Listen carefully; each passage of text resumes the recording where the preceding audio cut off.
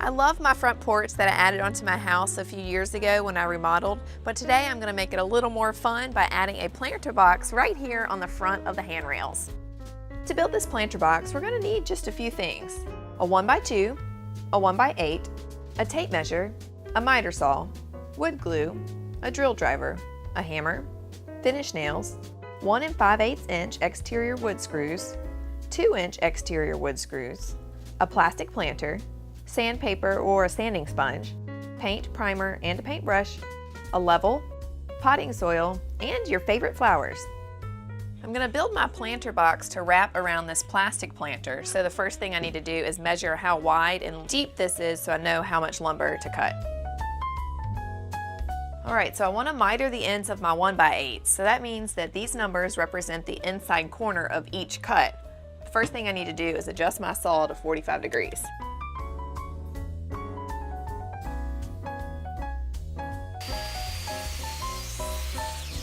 Alright, so now that I have that first 45 cut, I need to flip it over and put my first measurement down.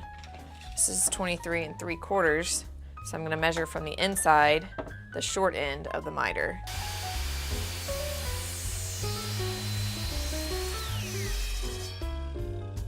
After mitering the first 1x8, it should look something like this. Now we just need 3 more boards to complete the frame. Alright, so I have all the sides cut, but I want to add a little interest by cutting some trim to go on top. But I don't need a piece of trim on the back side, so I'm going to flush it, but miter the other 2 cuts. Before cutting these trim pieces, I'm moving the saw's bevel adjustment back to 0, then positioning the miter to 45 degrees. Cut your first 1x2 to match the longest 1x8. Since the shorter side pieces are flush in the back instead of mitered, I'm adding 3/4 inch or the width of a 1x8 to each side. Alright, the last piece I cut was this piece. It's got square edges on both ends, and it'll be the support for the plastic planter. It fits right here into these grooves. We'll install it on the bottom, and it'll give it the support it needs. So let's get to assembling. I'm gluing every joint together before securing it with screws. This method will work fine, but if you have access to an air compressor and a finished nail gun, this step could go even quicker. It's so much easier to nail these thin nails on the table than on the little lip of the top of the window planter box. Of course, if you get, oh no, a little carried away. Oops, a little too far.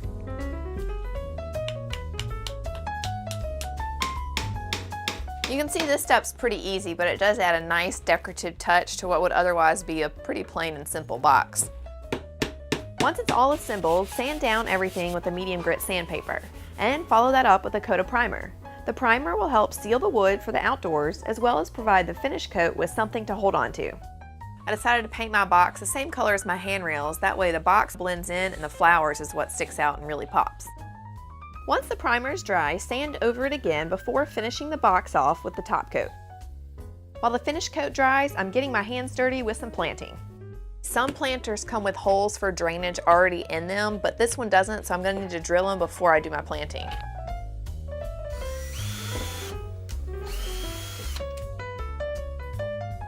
Alright, so when you're planting 2 different kinds of plants in the same container, you want to make sure that they require the same amount of sunlight and the same amount of water. That way, they'll both thrive. For visual interest, I'm adding plants with various colors, heights, and textures. Alright, now that it's all assembled, we can take it out front to mount it. I'm just going to eyeball where center is and mark where the spindles are inside my box. This makes it so much easier if you're just doing it by yourself.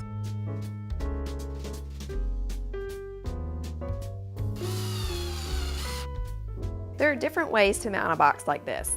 I'm mounting this one directly to the spindles. So I'm starting off by installing 1 screw, then making sure it's level, before screwing in the rest.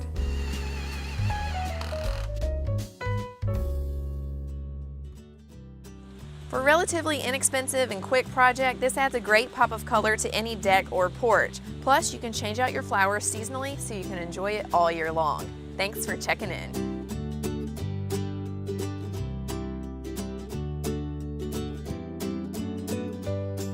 I've got so many projects to share with you, so be sure to subscribe so you don't miss my next episode.